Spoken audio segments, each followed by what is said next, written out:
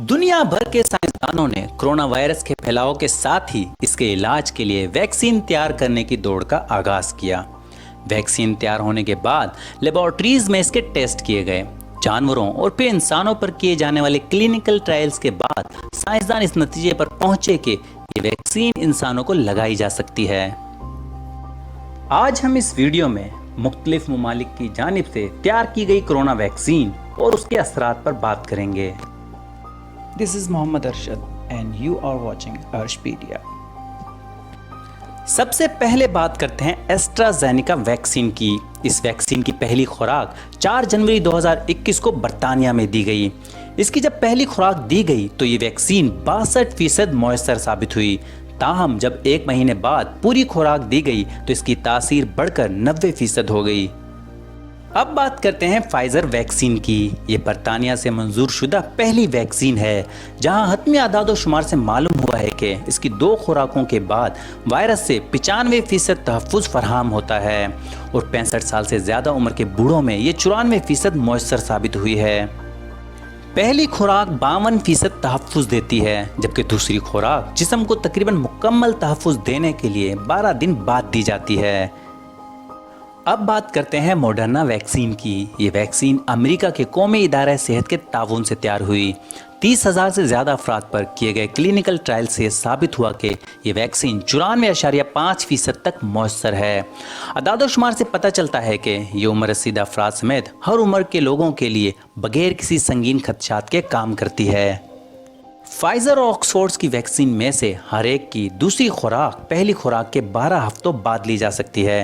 ये तीनों वैक्सीन्स इन लोगों के लिए मौजू नहीं हैं जो इन वैक्सीन्स में शामिल किसी भी अज्जा से एलर्जी रखते हैं, लेकिन मेडिसिन रेगुलेटरी के मुताबिक मुख्तलिफ किस्म की एलर्जी वाले लोग इन्हें ले सकते हैं। अब बात करते हैं चाइना में तैयार की गई कोरोना वैक्सीन्स की, जिसमें साइनोफार्म और साइनोवेक शामिल हैं। साइनोवेक एक इनएक्टिवेटेड वैक्सीन है। इनएक्टिवेटेड वैक्सीन एक ऐसी वैक्सीन होती है जिसमें वायरस को गर्मी या केमिकल से हलाक करने के बाद शामिल किया जाता है। जब ये वैक्सीन जिस्म में दाखिल की जाती है तो इनके मुर्दा खलियों से जिस्म का मुदाफ़ियाती निज़ाम जिंदा वायरस का मुकाबला करना सीख जाता है और वैक्सीन के नतीजे में किसी मनफी रद्द-ए-अमल का खतरा भी नहीं होता। चीनी वैक्सीन के मुकाबले में मगरबी ममालिक में बनने वाली मॉडर्ना और फाइजर वैक्सीन mRNA वैक्सीन है।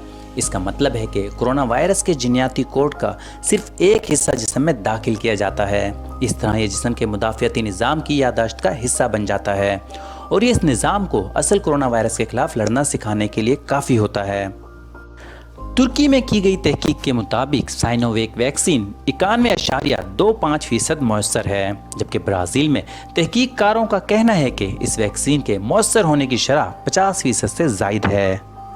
साइनोफार्म चीन की एक सरकारी दवासाज कंपनी है। इसकी वैक्सीन भी साइनोवेक की तरह इनएक्टिवेटेड वैक्सीन है और इसी तरह काम करती है। साइनोफार्म वैक्सीन अब तक 79% मौसर साबित हुई है। ताहम ये शरह फाइजर और मॉडर्ना की तैयार करदा वैक्सीन से कहीं कम है। कोरोना वैक्सीनेशन के आम ज़िमनी असरात में सर दर्द, जिस्म में दर्द, थकावट और बुखार शामिल हैं।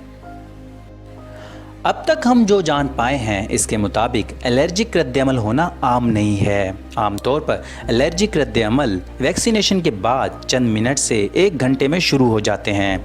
शदीद एलर्जिक रद्द-ए-अमल के अलामतों में सांस लेने में दुश्वारी, आपके चेहरे या गले पर सूजन, दिल की तेज़ धड़कन, सारे जिस्म पर सुर्ख धब्बे बन जाना, चक्कर आना और कमज़ोरी शामिल हैं। अगर आपको शदीद एलर्जिक रद्द-ए-अमल का सामना है तो फ़ौरन अपने डॉक्टर से रुजू करें। याद रहे कि दोनों खुराकें एक ही वैक्सीन की होना ज़रूरी हैं। अगर आप फाइज़र वैक्सीन लगवाते हैं तो 21 दिन बाद आपको फाइज़र की ही वैक्सीन लगवानी होगी। अगर आप मॉडर्ना वैक्सीन लगवाते हैं तो 28 दिन के बाद आपको मॉडर्ना की ही वैक्सीन लगवानी होगी। तमाम देखने वालों से गुजारिश है कि अपनी कीमती राय का इज़हार कमेंट सेक्शन में ज़रूर कीजिए।